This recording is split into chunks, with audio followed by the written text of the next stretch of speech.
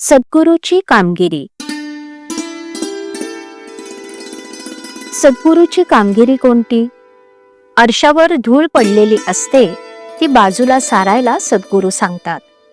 आपलं चुकतं कुठं ते सद्गुरू सांगतात. सद्गुरू आपल्याला मार्गाला लावतात.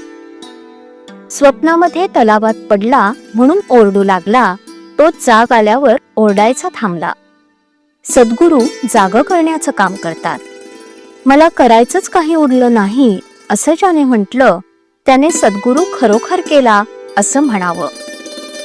एखादा सुखवस्तू गृहस्थ मी स्वस्थ आहे असं म्हणतो, पण ते काही खरं नाही. मन जोवर गिरक्या मारतं तोपर्यंत तो स्वस्थ आहे असं नाही म्हणता येणार. शिष्याच्या भावनाच गुरुला गुरुपद देतात. जो शरण जातो त्याचा कार्यभाग सद्गुरू उचलतो. ज्याची दृष्टी रामरूप झाली तो खरा गुरु. जे चिरकाल टिकतं ते गुरुपद समजावं. खरोखर सद्गुरू म्हणजे मूर्तिमंत नामच होय. गुरुने सांगितलेलं अक्षरशः पाळणं हेच खरं साधन. संत कुणालाही देहाने कायमचे लाभले नाहीत. संतांना भगवंताचा जो ध्यास असतो तो महत्वाचा आहे. पुष्कळांना संतांची गाठ पडते, परंतु सत्संगतीचं महत्व न कळल्यामुळे बहुतेकांना त्यापासून जो व्हायला पाहिजे तो फायदा होत नाही. आपली जी कर्तव्य ठरली आहेत ती आपण बरोबर करावीत. व्यापार थोडक्या प्रमाणात केला तर पुढे वाढतो, त्याप्रमाणे कर्तव्य करत गेल्याने फलाची आशा आपोआप सुटेल. आपलं कर्तव्य कोणतं ते सद्गुरू आपल्याला दाखवून देतात.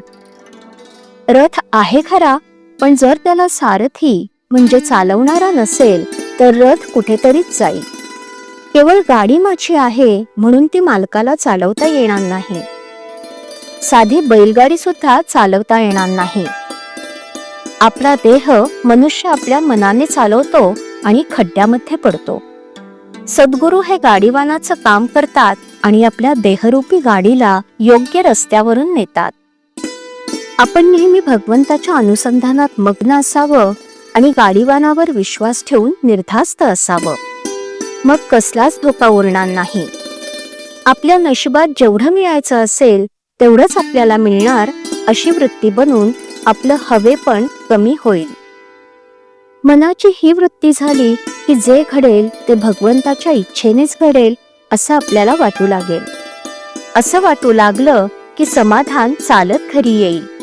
पण हे सगळं होण्यासाठी आपल्या अंतःकरणाची शुद्धता हा पाया आहे. श्रीराम.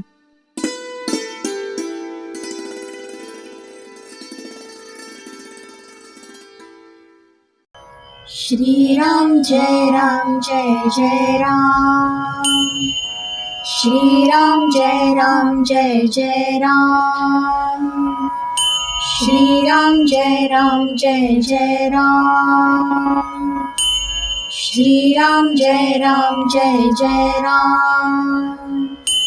श्रीराम जय राम जय जय राम. श्रीराम जय राम जय जय राम. श्रीराम जय राम जय जय राम.